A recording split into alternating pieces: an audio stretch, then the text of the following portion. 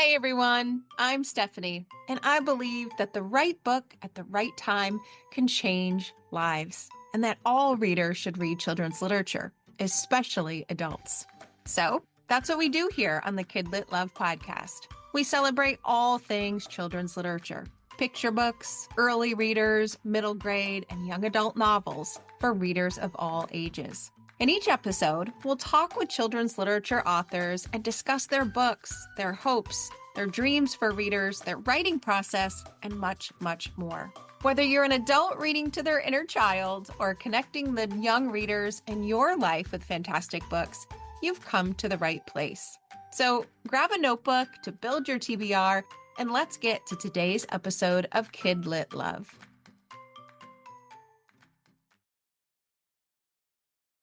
Hey everyone, welcome back to another episode of the KidLit Love podcast. I'm Stephanie Affinito, your KidLit loving host, inviting you back to another bookish conversation with a children's literature author.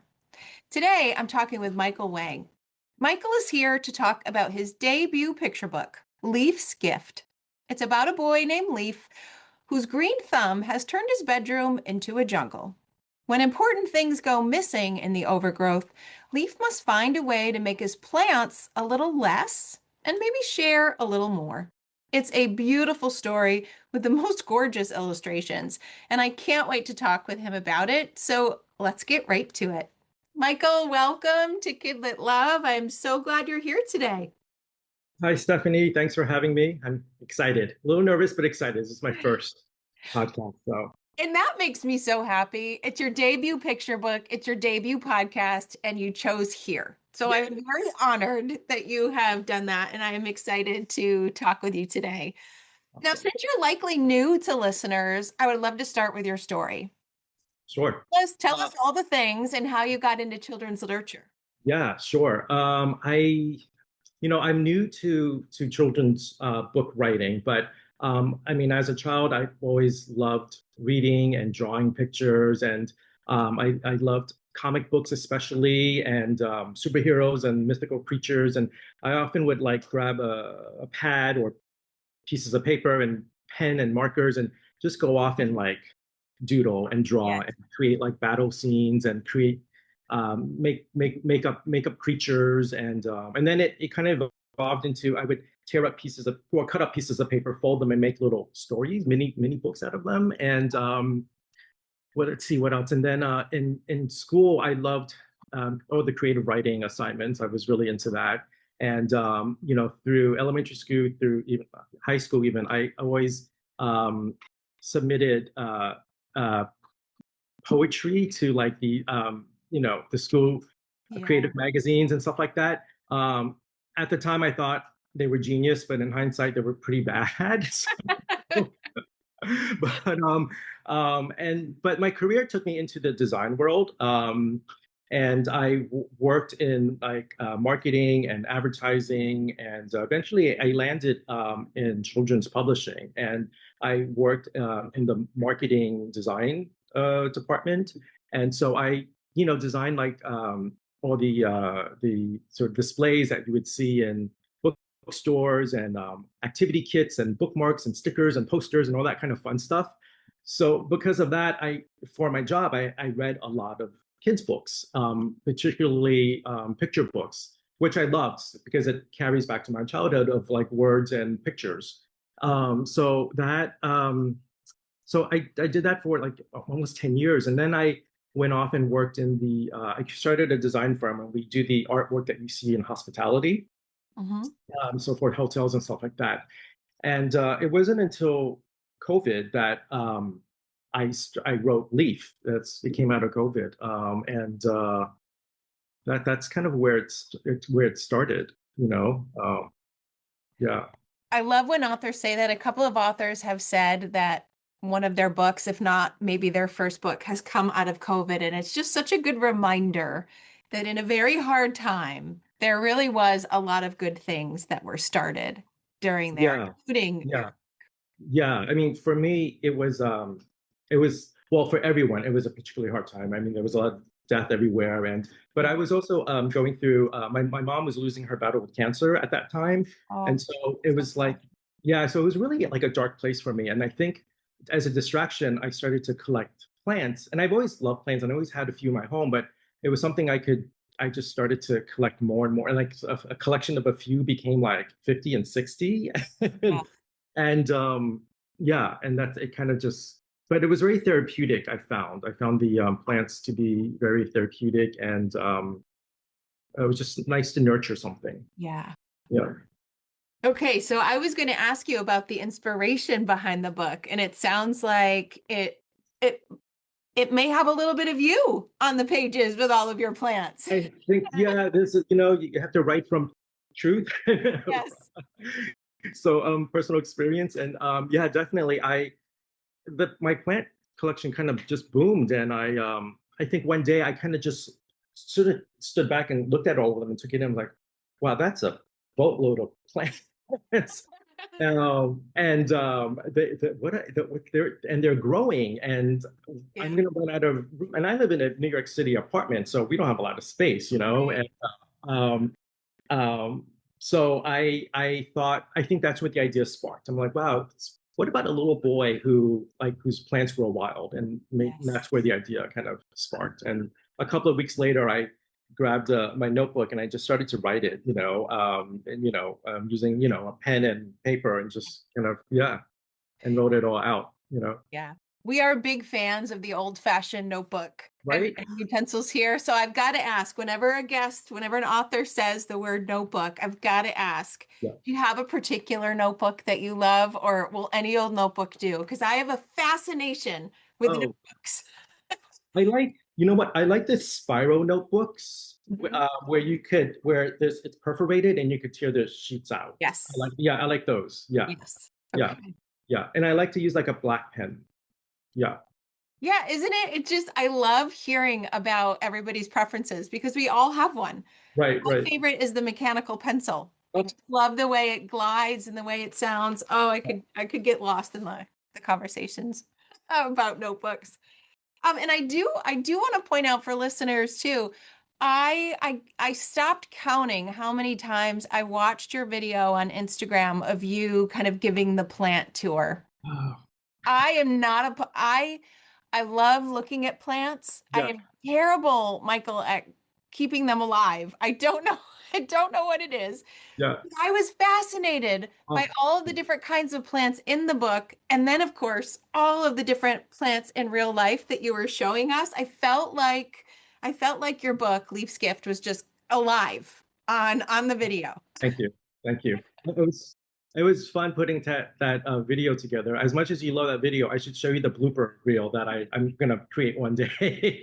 I do love a good blooper reel too. Yeah, That would be yeah, fun. yeah. Okay, so I've given listeners a little preview of what the book was about in the opening clip, Right. talking about plants and where the idea came from. I'd love for you to tell listeners in your words what Leaf's Gift is about. Give us the overview of the story. Oh, okay.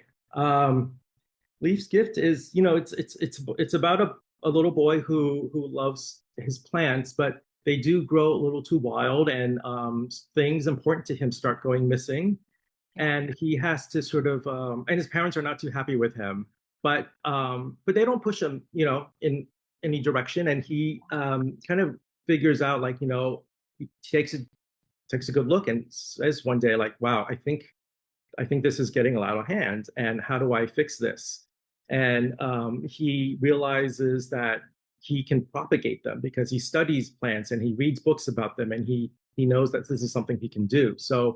Um, so he gets his parents involved, and they start propagating everything, and before you know it, there's hundreds of plantlets, which creates another problem. How am I going to get rid of all of these plantlets? So he starts to give them to the people in his community, his aunts and uncles and grandparents and uh, classmates and whoever he could think of, whoever's in his sphere of Yeah. of reach. But then he still has so many left, and well, you'll have to tune in and read the book That's to find right. out what happens at the end. Yeah. I'm so glad. I'm so glad there's still a little bit of a spoiler there Yeah. because Yeah.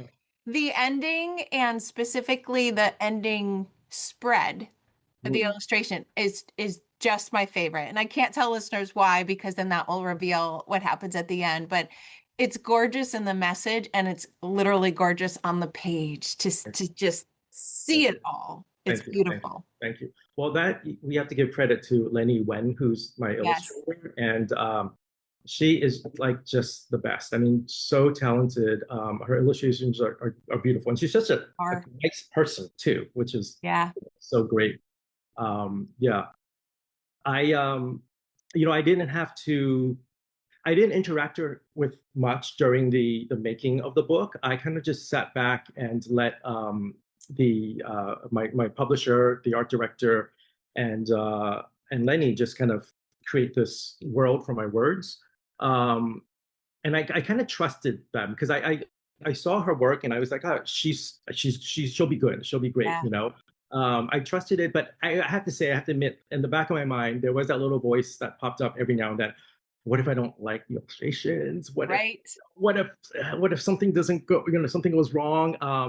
But when my publisher showed me the final sketches and a piece of the final artwork, I that that fear and Yeah. that doubt just kind of melted away. I She did such an amazing job, and she, the character was not what I had imagined in my head, but she created a better version of what I had in my mind. Yeah. Yeah, and now I can't unsee it, and you can't see it drawn any other way. Yes. And the way she created Leaf with his like knee-high socks Yes. and his tube socks, yeah, his tube socks, and Hortus, the tortoise, and not to mention that's a lot of work to draw all those little leaves. She must have I drawn was like, going to bring that up. yeah, Yes. she must have drawn like, I don't know, 5,000, 10,000 leaves. I Yes. can't count them all, but All different kinds, true to form, like yeah. just gorgeous. Yeah. I wanted to ask her, like, when you were done, like, were you just done? I'm so tired of trying. I don't want to draw another leaf, Right. like No more another. plants. Yeah. Yeah. But I think she told me she loved working on it and she really Yeah. enjoyed it. So, It is. It's gorgeous. I love and the plants lend themselves naturally to this, but it's just such a lush, beautiful color scheme yeah, that is yeah, throughout all of the pages.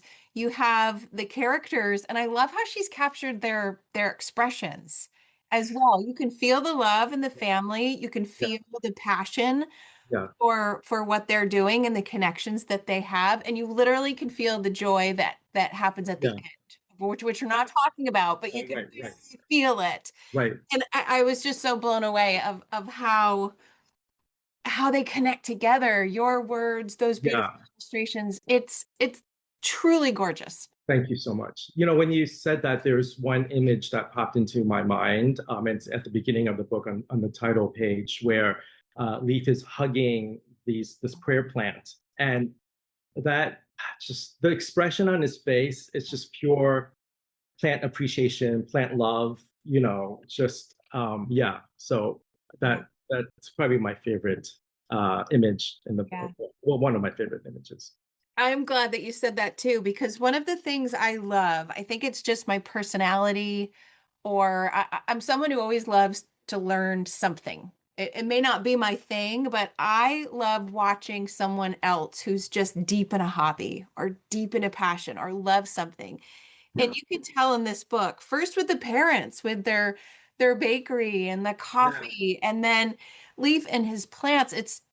It's contagious when you yeah, see someone love something and appreciate it and want to learn about it so much. yeah. Even if plants aren't your thing, number one, they could be. Right. After reading this book and realizing, oh my gosh, there is a plant that looks like a ponytail. That is the coolest thing I've ever seen. But it just sparks something I feel in the reader of, what's your thing? What is that thing that you love and could get, overgrown by? And how could you share it? That message was just like literally bursting, I think, from the pages. And it just made me think, what is my thing? Like how could I share it? And I feel like that could be such a beautiful conversation starter Yeah, when people are reading this book of yeah. that energy is contagious on the Yeah. page. Thank you, thank you. And I feel like, I wanted mom to have her thing, and I wanted dad to have his thing, which is, cookies and coffee, and I wanted him to have his thing. But and I that's great if I think it inspired people to kind of question or appreciate what their thing is. But you can always get your thing can happen at any time. Yeah. There's no deadline for that, and you can appreciate many things or one thing, and like I've always loved plants, but it wasn't until COVID that I really like loved Mhm. plants and became like an enthusiast and a hobbyist, and kind of ran with it. So you don't have to be a young leaf to learn new things. Yes, Yeah. that is it right there. Yes, such a beautiful message. Do you have a favorite plant that's somewhere in the page or perhaps in your home? Yeah, I do.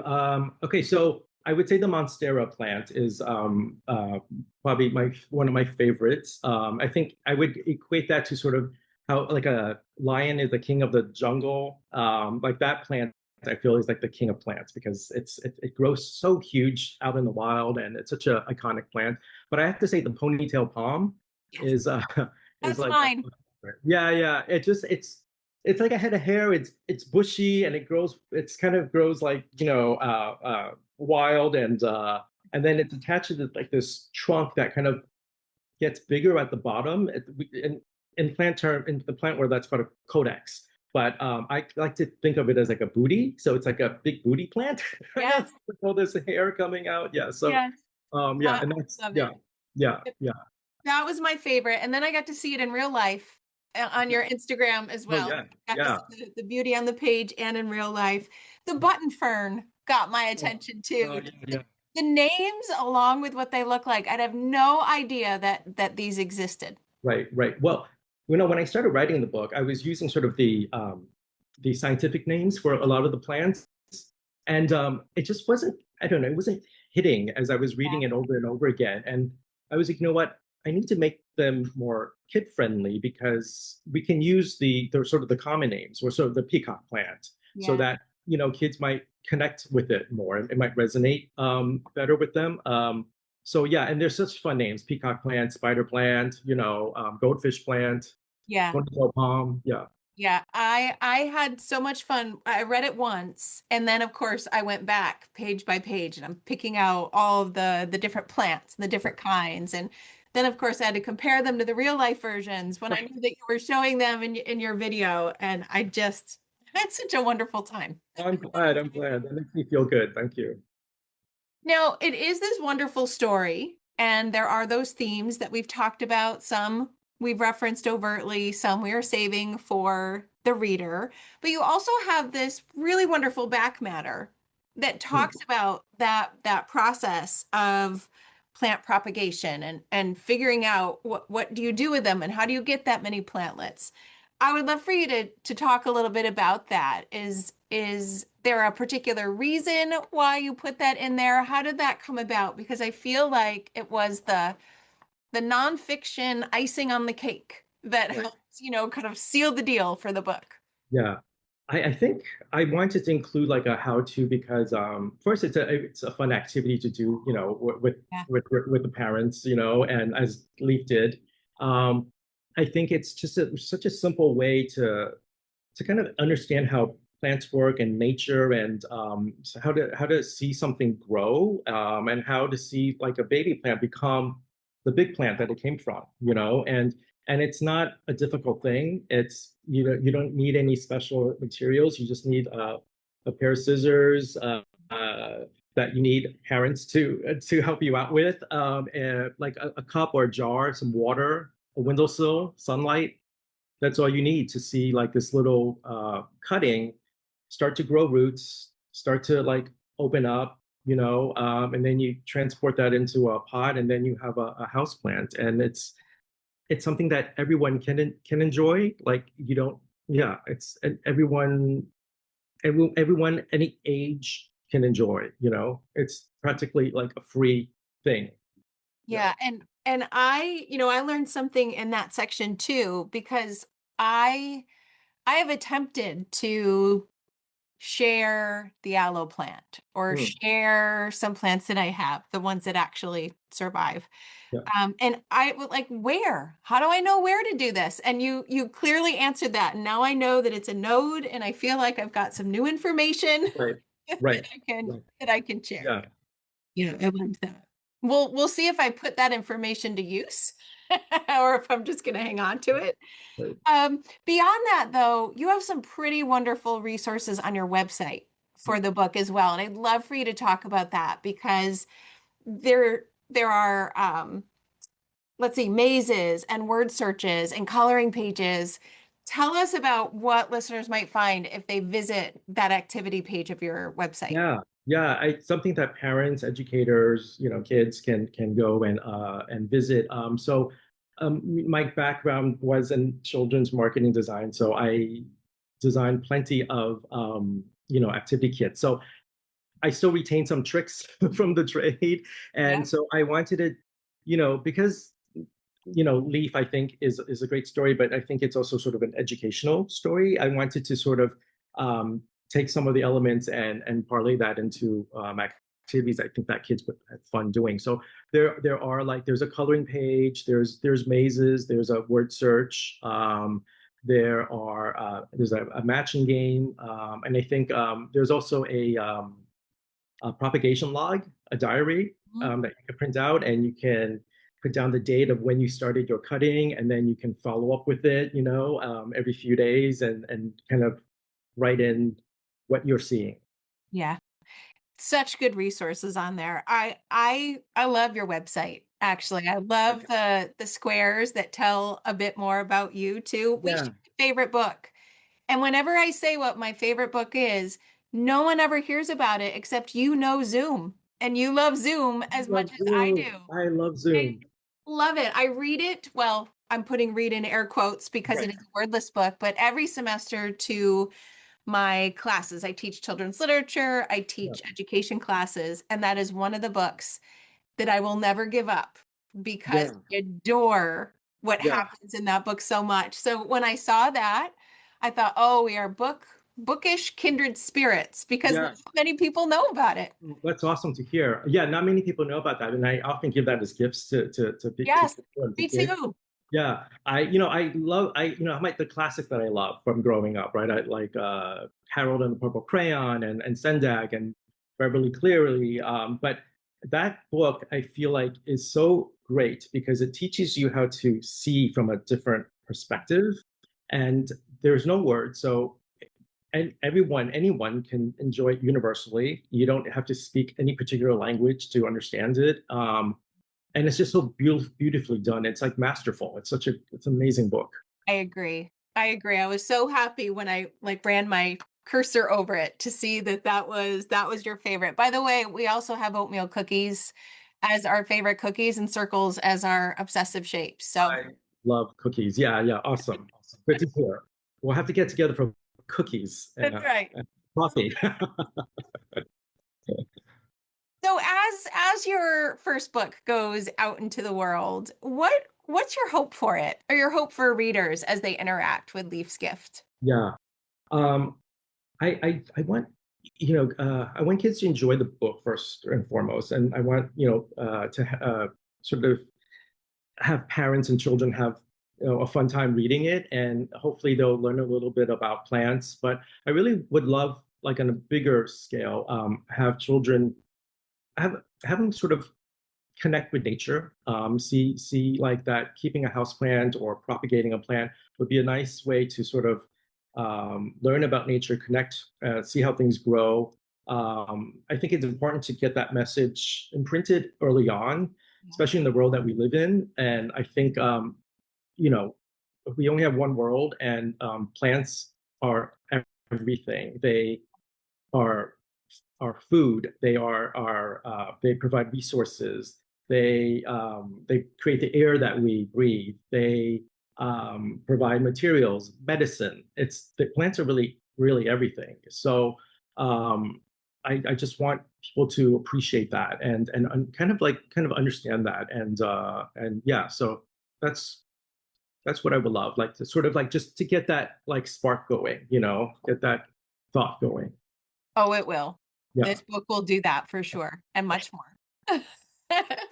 Now, hopefully it's not, the only thing we get to hear that you have written. So I'd love to ask, are there things that you're working on or ideas you have that are floating around that you might give listeners a little teaser? Sure. Sure. I've been working on several other books. They're at different points of completion. So, it's really been fun writing multiple things. But my favorite character, well, I think a runaway star of Leif's Gift is Hortus the tortoise. So no promises, but I'm working on something. So hopefully it'll resonate. Hopefully my publisher will like it. So Yeah. we'll see. That's a dream. So maybe you'll see more of Leaf and Portis someday. I hope so. I hope so. I'm putting that out there. I hope so. So, where is the best place for listeners to find you online so they can keep up with what you're doing and what might come next? Sure. You can visit my website at michaelwangstories.com. I'm also on Instagram at Michael Wang Stories. And also, if you want to follow my plant journey, I have a separate Instagram account called Plant Groovy. So it's at Plant Groovy. And that there you will see all of the plants that I keep, and it's all plant based. So I love it. I love it. Just that's what I'm talking about. That energy, that enthusiasm, it just lights people up from within, I think, when people share that. And oh, I you know, it's I was it's just been tremendous to hear that because it started out just as a hobby and it yeah, kind of and then all these amazing things I felt like grew out of that. And so I feel like very lucky and also humbled that people find it interesting and are tuning in and want to know more. And so it's just been really great. yeah. It's kind of like Leaf spreading his love too. That's true. Oh yeah, it's true. Absolutely. Oh, well, thank you so much for coming on today. I'll make sure to put links to your website, your Instagram handles, and of course to the book in the show notes. And I'm just so grateful that you came on here first to talk Oh, about it and that yes. I can help you launch it. It's beautiful. I can't wait to share it with readers. Thank you so much, Stephanie. I had a great time. It's easier than I thought. This is Good. amazing. Amazing. Good. If you ever Wonderful. need any plant tips, you know who to call. Yeah, I need them, Michael. Okay, I'll be here. Thank you. The listeners, thank you for listening to another episode of KidLit Love, and I will see you in the next one.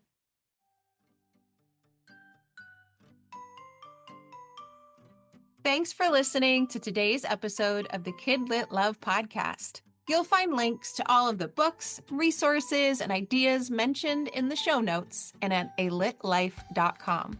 You'll also find KidLit Love on Substack. That's where you'll find posts for each episode, monthly KidLit roundups, and an invitation to join my summer book club and go deeper into the world of children's literature. And if you loved this podcast and want more, you might like to listen to my other podcast called Get Literate. It's a podcast that explores all things books and reading, notebooks and writing to build a life you love. One more thing. If you love what you listened to today, please take a moment to rate and review the podcast or take a screenshot of the episode and text it to a friend. This helps the podcast grow and builds our bookish community of KidLit Love. Thanks for listening.